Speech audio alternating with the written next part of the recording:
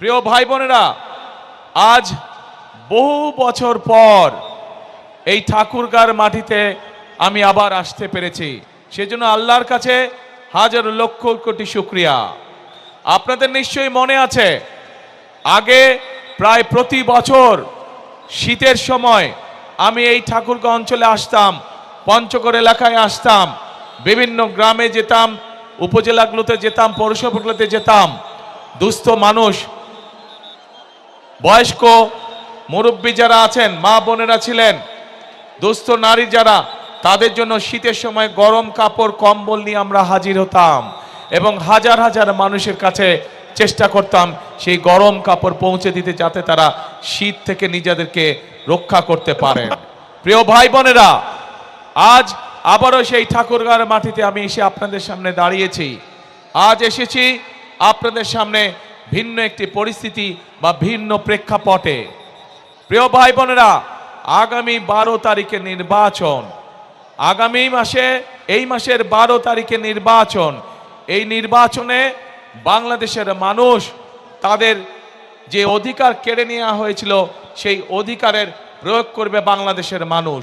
বাংলাদেশের মানুষ গত 1 যুগ ধরে তাদের কাছ থেকে যে রাজনৈতিক অধিকার, কথা বলার অধিকার কেড়ে নেওয়া হয়েছিল, সেই অধিকার বাংলাদেশের মানুষ প্রয়োগ করবে। প্রিয় ভাই বোনের, এই মাঠের মধ্যে যে লক্ষ লক্ষ মানুষ আপনারা আজকে উপস্থিত হয়েছেন, এই মঞ্চের পাশে ছোট্ট একটি মঞ্চ আছে যেখানে কয়েকজন মানুষ বসে আছেন। এই মানুষগুলো গত 15 বছরে বিভিন্নভাবে গুম খুন অত্যাচারে নির্যাতন হয়েছে তাদের স্বজনেরা, সেই অত্যাচার নির্যাতিত পরিবারের সদস্যরা বসে আছেন। যেই মানুষগুলো আজ এখানে বসে আছেন, তারা তাদের যে স্বজনদেরকে হারিয়েছেন বিগত 1 যুগ ধরে, সেই স্বজনেরা এই বাংলাদেশের মানুষের ভোটের অধিকার প্রতিষ্ঠিত করার জন্য, এই বাংলাদেশের মানুষের কথা বলার অধিকার প্রতিষ্ঠিত করার জন্য নিজেদের জীবনকে উৎসর্গ করেছে। নিজেরা বিভিন্নভাবে অত্যাচারিত হয়েছে, নির্যাতিত হয়েছে। এই যে মানুষগুলো যারা জীবন দিয়েছে, যারা বিভিন্ন অত্যাচারিত নির্যাতিত হয়েছে, তাদের সেই মূল্যায়নকে কখনো বৃথা দিতে দেওয়া যায় না। এবং এইবারকার নির্বাচন শুধু দেশের জনপ্রতিনিধি নির্বাচিত করার নির্বাচন নয়, এবারকার নির্বাচন হবে আমাদের দেশকে পুনর্গঠন করার নির্বাচন। গত 1 যুগ ধরে বাংলাদেশের মানুষ তাদের যেমন রাজনৈতিক অধিকারকে প্রয়োগ করতে পারে নাই, তারা কথা বলার স্বাধীনতা পায় নাই, ঠিক একইভাবে বাংলাদেশের মানুষ তাদের অর্থনৈতিকভাবে প্রতিষ্ঠিত হওয়ার অধিকার থেকে অনেক পিছিয়ে গিয়েছে। দেশে সঠিক পরিমাণের আমাদের তরুণদের, যুবকদের যে কর্মসংস্থানের ব্যবস্থা হওয়ার দরকার ছিল, সেই ব্যবস্থা হয়নি। দেশের নারীদের, মা বোনদেরকে মূল্যায়ন করার জন্য তাদের যেই স্বাবলম্বী করে গড়ে তোলার কথা ছিল, সেইটি হয় নাই। দেশের যুবকদেরকে প্রশিক্ষণের মাধ্যমে দক্ষ শ্রমিক হিসেবে গড়ে তোলার করা উচিত ছিল, সেই কাজটি হয় নাই। দেশের কৃষকদের অর্থনৈতিক মেরুদণ্ড সহযোগিতা করার জন্য, অর্থনৈতিকভাবে সহযোগিতা করার জন্য যেই সহযোগিতা করা উচিত ছিল, সেই কাজটিও করে নাই বিগত স্বৈরাচার সরকার। প্রিয় ভাই বোনেরা, আজ সময় এসেছে আমরা 12 তারিখের নির্বাচনে যেমন জনগণের প্রতিনিধিকে নির্বাচিত করব, একইভাবে আমরা দেশ পুনর্গঠনের কাজে হাত দিব। প্রিয় ভাই বোনেরা, বাংলাদেশের অর্ধেক জনসংখ্যা হচ্ছে নারী। এই নারীকে যদি আমরা আমাদের কর্মের সাথে সম্পৃক্ত করতে না পারি, তাহলে কোনোভাবেই দেশকে এগিয়ে নিয়ে যাওয়া সম্ভব না। সেই জন্যই আপনারা দেখেছেন, দেশনেত্রী খালেদা জিয়া যখন দেশ পরিচালনার দায়িত্বে ছিলেন, তখন ইনি বাংলাদেশের মেয়েদের শিক্ষা ব্যবস্থাকে বিনামূল্যে করে দিয়েছিলেন। আজ বাংলাদেশের হাজারো লক্ষ কোটি নারী শিক্ষার আলোয় আলোকিত হয়েছে, কিন্তু এই নারী, এই মা বোনদেরকে আমরা অর্থনৈতিকভাবে স্বাবলম্বী করে গড়ে তুলতে চাই। এবং সেজন্যই আমরা চাই যে বাংলাদেশের প্রত্যেকটি ঘরে ঘরে গৃহিণী যারা আছেন, যারা ঘরের কর্ত্রী, তাদের কাছে আমরা ফ্যামিলি কার্ড পৌঁছে দিতে চাই, প্রত্যেকটি ঘরে, প্রত্যেকটি নারীর কাছে। এই ফ্যামিলি কার্ডের অধিকার হবেন এই দেশের মায়েরা, এই ফ্যামিলি কার্ডের অধিকার হবেন এই দেশের নারীরা। এবং এই ফ্যামিলি কার্ডের মাধ্যমে আমরা প্রত্যেকটি নারীর কাছে তার সংসার যাতে উনি স্বাচ্ছন্দ্যে পরিচালনা করতে পারেন, তার জন্য আমরা একটি প্রতি মাসে সহযোগিতা তার কাছে পৌঁছে দিতে চাই। প্রিয় ভাই বোনেরা, এই ফ্যামিলি কার্ডের মাধ্যমে আমাদের দেশের নারীরা ধীরে ধীরে অর্থনৈতিকভাবে স্বাবলম্বী হয়ে উঠবে। আমরা শুধু নারীদেরকেই সহযোগিতা করতে চাই না, একই সাথে আমরা আমাদের কৃষক ভাইদের পাশেও দাঁড়াতে চাই সহযোগিতার হাত নিয়ে। কৃষক ভাইদের জন্য আমরা কৃষি কার্ড নামে একটি কার্ড সকলের কাছে পৌঁছে দিয়ে দিতে চাই, যেই কার্ডের মাধ্যমে কৃষক ভাইরা সহজে ঋণ গ্রহণ করতে পারবে, যেই কার্ডের মাধ্যমে আমরা কৃষক ভাইদের কাছে সহজেই তাদের কাছে তাদের প্রয়োজনীয় সার, কীটনাশক ঔষধ, ফসলের বীজ আমরা তাদের কাছে পৌঁছে দিতে চাই। প্রিয় ভাই বোনেরা, শুধু এটি নয়, আমরা সিদ্ধান্ত গ্রহণ করছি 12 তারিখের নির্বাচনে বাংলাদেশের মানুষ ধানের শীষকে নির্বাচিত করলে, ধানের শীষের প্রার্থীকে নির্বাচিত করলে সারা বাংলাদেশে 10,000 টাকা পর্যন্ত যে কৃষি ঋণ আছে, সেই কৃষকদের সেই 10,000 টাকা পর্যন্ত কৃষি ঋণ আমরা মওকুফ করতে চাই। সকল কৃষকের 10,000 টাকা পর্যন্ত কৃষি ঋণ ইনশাল্লাহ আমরা মওকুফ করতে চাই। শুধু তাই নয় প্রিয় ভাই বোনেরা, যে ক্ষুদ্র ঋণ বিভিন্ন এনজিও থেকে, রেজিস্টার্ড এনজিও থেকে বিভিন্ন মানুষ, দোস্ত মানুষ বিভিন্ন সময় যে ক্ষুদ্র ঋণ গ্রহণ করেছে সমগ্র বাংলাদেশে, কৃষক, জেলে সহ বিভিন্ন শ্রেণী পেশার মানুষ, সেই ক্ষুদ্র ঋণও আমরা সরকারের পক্ষ থেকে, জনগণের হয়ে সরকারের পক্ষ থেকে আমরা পরিশোধ করতে চাই, যাতে করে এই ঋণের বোঝা থেকে সাধারণ মানুষ রক্ষা পেতে পারে, নিজেদেরকে রক্ষা করতে পারে। প্রিয় ভাই বোনেরা, আমাদের এই উত্তরাঞ্চল, এই ঠাকুরগাঁ, এই দিনাজপুর, পঞ্চগড় কৃষি প্রধান দেশ, এই সমগ্র উত্তরাঞ্চল, আমরা চাই এই এলাকাগুলোতে আমাদের এলাকার মানুষ যাতে কর্মসংস্থানের ব্যবস্থা হয়, যাতে মানুষ চাকরি বাকরি করে স্বাচ্ছন্দ্যে থাকতে পারে। সেই জন্য আমরা সিদ্ধান্ত গ্রহণ করেছি যে কৃষকদের পাশে যেমন আমরা দাঁড়াবো, কৃষি কার্ড নিয়ে কৃষি লোন যেরকম আমরা মওকুফ করব, ঠিক একইভাবে আমরা এই এলাকাকে কৃষি নির্ভর শিল্প আমরা এখানে বিকশিত করব। যে কৃষির সাথে সম্পর্কিত যত শিল্প আছে, সেই সকল শিল্প কলকারখানা আমরা এই সমগ্র এলাকার মধ্যে গড়ে তুলতে চাই, যাতে করে এই এলাকার মানুষের কর্মসংস্থান হয়। শুধু তাই নয় প্রিয় ভাই বোনেরা, শুধু তাই নয়, এই এলাকায় বহু তরুণ যুবক সদস্য আছে, যুব সমাজের সদস্য আছে, যাদের কাছে শিক্ষার আলো আছে, কিন্তু তারা বেকার হয়ে বসে আছে। সেই জন্য আমরা সিদ্ধান্ত গ্রহণ করেছি যে আমরা এই এলাকার তরুণদেরকে, এই এলাকার যুবকদেরকে সঠিকভাবে বিভিন্ন বিষয় ট্রেনিং প্রদান করতে চাই। সেটা কৃষিতে হোক, সেটা যন্ত্রাংশে হোক, সেটা বিভিন্ন বিষয় হোক না কেন, আমরা আমাদের যুবকদেরকে, তরুণদেরকে ট্রেনিং দিয়ে দক্ষ শ্রমিক গড়ে তুলতে চাই, যাতে করে তারা তাদের নিজেদের এলাকায় হোক অথবা বিদেশে কর্মসংস্থানের ব্যবস্থা করে যেতে পারে। প্রিয় ভাই বোনেরা, আমরা দেশকে সামনের দিকে এগিয়ে নিতে চাই। আমরা আন্দোলন করেছি, আমরা সংগ্রাম করেছি, জনগণকে সাথে নিয়ে, দেশের মানুষকে সাথে নিয়ে আমরা এখন দেশকে পুনর্গঠন করতে চাই। আমরা আমাদের দেশকে খাদ্যে স্বাবলম্বী করে গড়ে তুলতে চাই। আমরা আমাদের বেকারদের কর্মসংস্থানের ব্যবস্থা করতে চাই। আমরা আমাদের মা বোনদেরকে, সমগ্র বাংলাদেশে আমাদের মা বোনদেরকে শিক্ষিত এবং তার পাশাপাশি অর্থনৈতিকভাবে স্বাবলম্বী করে গড়ে তুলতে চাই। কিন্তু প্রিয় ভাই বোনেরা, এই কাজগুলো যদি করতে হয়, তাহলে এই দেশের যে মালিক, এই দেশের মালিক কারা বলেন তো? কারা মালিক? জনগণ হচ্ছে এই দেশের মালিক। সেই জনগণের, সেই মালিকের সহযোগিতা ছাড়া আমাদের পক্ষে এই কাজগুলো সম্ভব নয়।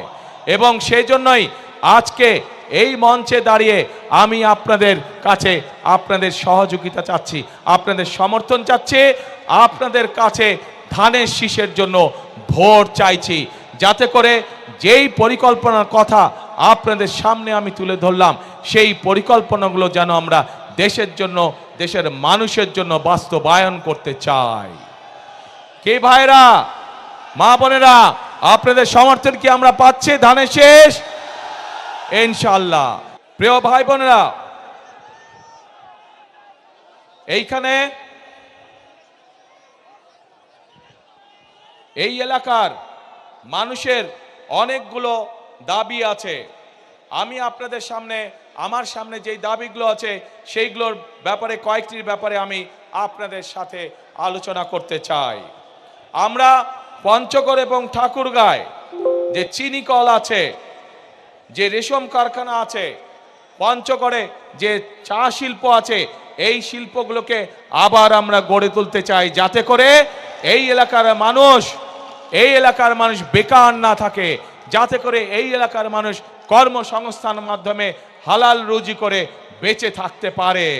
প্রিয় ভাই বোনেরা, আমরা ঠাকুরগাঁয় ক্যাডেট কলেজের একটি দাবি আছে, এই দাবিটি আমরা চেষ্টা করব ইনশাআল্লাহ বাস্তবায়ন করার জন্য। প্রিয়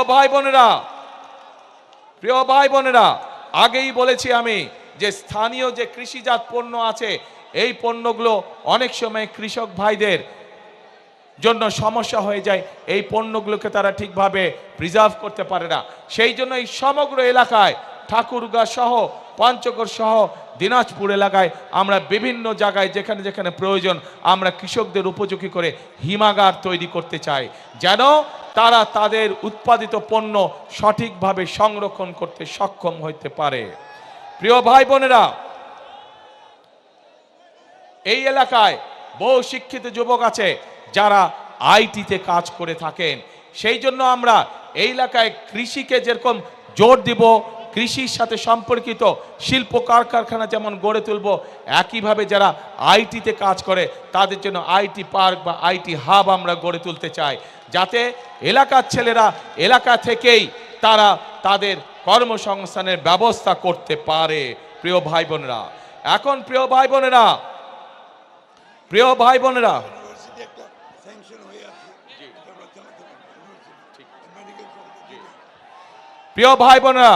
বিগত এক যুগ বেশি সময় ধরে যেই স্বৈরাচার এই দেশের মানুষের কাঁধে বসেছিল, তারা শুধু নিজেদের স্বার্থ দেখেছে, জনগণের স্বার্থ দেখে নাই।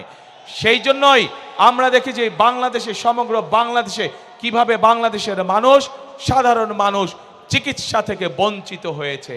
প্রিয় ভাই বোনেরা, আমরা বাংলাদেশের মানুষের কাছে গ্রামে গ্রামে, বিশেষ করে মা বোনদের জন্য এবং শিশুদের জন্য চিকিৎসা ব্যবস্থা নিশ্চিত করতে চাই, এবং সে কারণেই আমরা সিদ্ধান্ত গ্রহণ করেছি যে ইনশাআল্লাহ বিএনপি আপনাদের ভোটে আল্লাহর রহমতে সরকার গঠন করলে আমরা হেলথ কেয়ারার নিযুক্ত করব, যাদের দায়িত্ব হবে গ্রামে গ্রামে গিয়ে মা বোনদের এবং শিশুদেরকে ঘরে বসে চিকিৎসা সুবিধা প্রদান করা, এবং একই সাথে এই এলাকার মানুষ যাতে আরো ভালো চিকিৎসা পায়, সেই জন্য মেডিকেল কলেজের যে দাবিটি আছে ইনশাআল্লাহ সেটিও আমরা বাস্তবায়ন করব।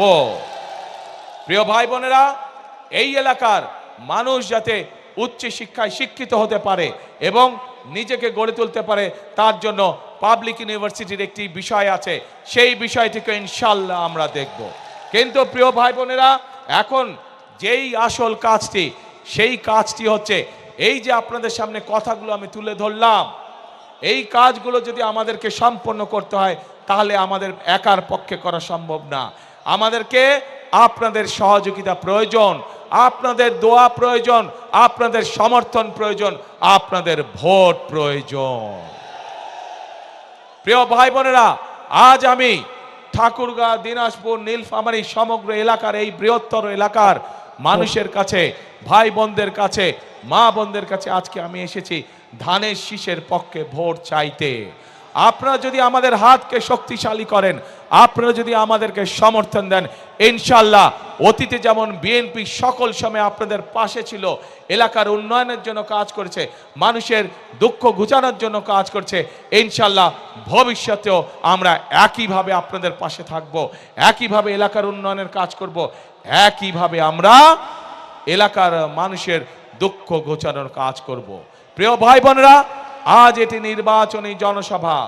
আমি আজকে মনে করি এই নির্বাচনী জনসভায় সাধারণত আমরা কি দেখেছি, নির্বাচনী জনসভায় আমরা দেখি যে সাধারণত এক দল আরেক দলের বিপক্ষে কথা বলে থাকে। কিন্তু আজ যদি আমি অন্য কোনো দলের বিপক্ষে কথা বলে থাকি, তাহলে জনগণের কি তাতে কোনো লাভ হবে? জনগণের লাভ হবে না। জনগণের জানতে চায় যে জনগণ যে আমাদেরকে ভোট দিবে, আমরা জনগণের জন্য কি করব, এলাকার জন্য কি করব, এলাকার মানুষের জন্য আমরা কি করব। সেই জন্যই আজকে আপনাদের সামনে আমরা আমাদের দলের যে পরিকল্পনা, সেই পরিকল্পনাগুলো আমরা আপনাদের সামনে তুলে ধরেছি এবং এই পরিকল্পনা তুলে ধরার মাধ্যমেই যেই কাজগুলো করব, সেই কাজগুলো করার মাধ্যমে আজ আপনাদের সমর্থন আমরা প্রত্যাশা করছি, আপনাদের সমর্থন আমরা আশা করছি। প্রিয় ভাই বোনেরা, এই দেশটি বাংলাদেশটি হচ্ছে 20 কোটি মানুষের দেশ। আমরা সকল সময় একটি কথা বিশ্বাস করি, দেশনেত্রী বেগম খালেদা জিয়া এত নির্যাতনের পরেও উনি একটি কথাই বলতেন যে এই দেশই হচ্ছে তার প্রথম এবং তার শেষ ঠিকানা।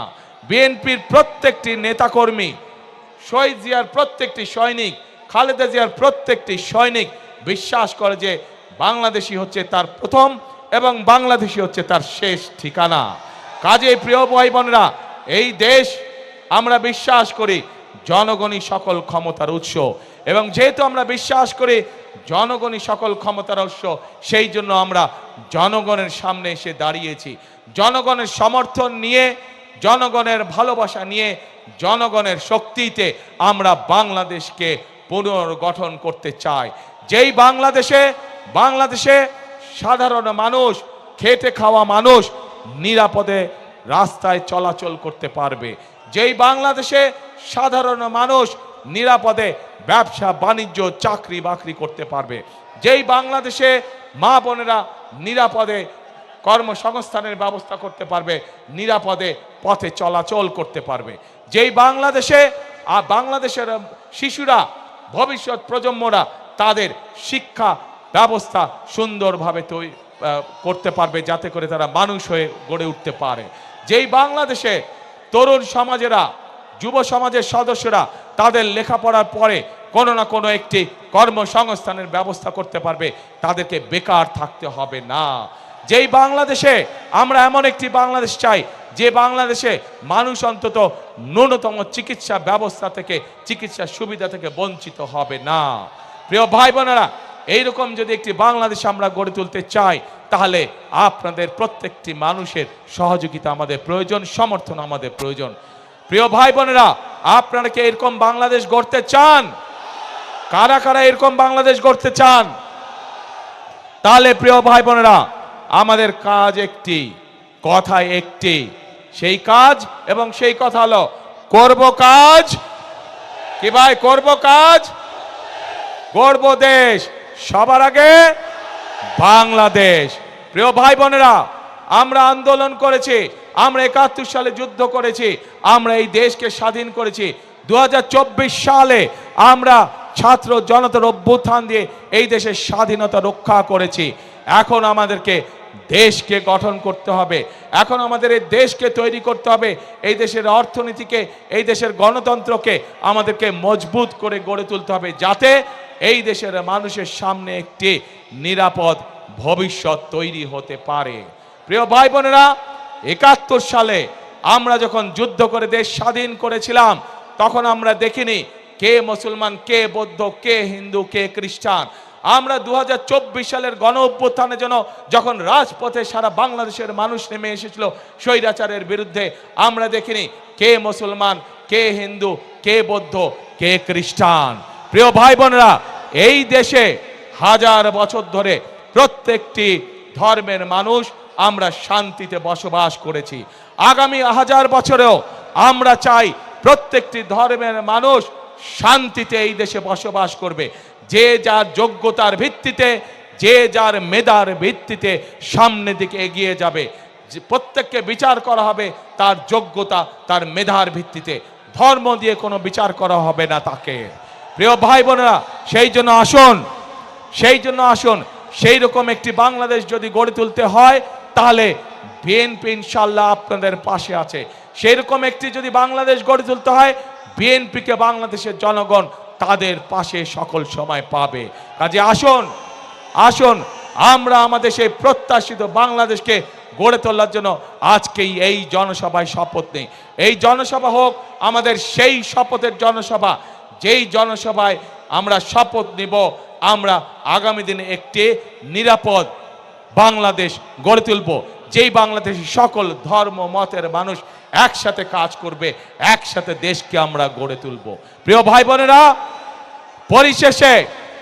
পরিশেষে আমি এই এলাকার উন্নয়ন, এই বাংলাদেশের উন্নয়নের জন্য আপনাদের সকলের কাছে ধানের শীষের পক্ষে ভোট চাইয়ে যাচ্ছি আপনাদের কাছে। আমি কি আপনাদের সমর্থন পেতে পারি প্রিয় ভাই বোনেরা? ইনশাআল্লাহ। এবং এই যে আমার সাথে যেই মানুষগুলো দাঁড়িয়ে আছেন আপনাদের এলাকার সন্তান, এই মানুষগুলোর হাতে আমরা দলের পক্ষ থেকে ধানের শীষকে তুলে দিয়েছি। এই প্রত্যেকটি মানুষকে আপনারা 12 তারিখ পর্যন্ত দেখে রাখবেন। 12 তারিখে এরা নির্বাচিত হলে পরে তাদের দায়িত্ব হবে 24 ঘন্টা আপনাদেরকে দেখে রাখা, এই এলাকাকে দেখে রাখা, এই এলাকার মানুষকে দেখে রাখা। আমি কি এই মানুষগুলোকে আপনাদের হাতে দিয়ে যেতে পারি? ইনশাআল্লাহ। প্রিয় ভাই বোনেরা,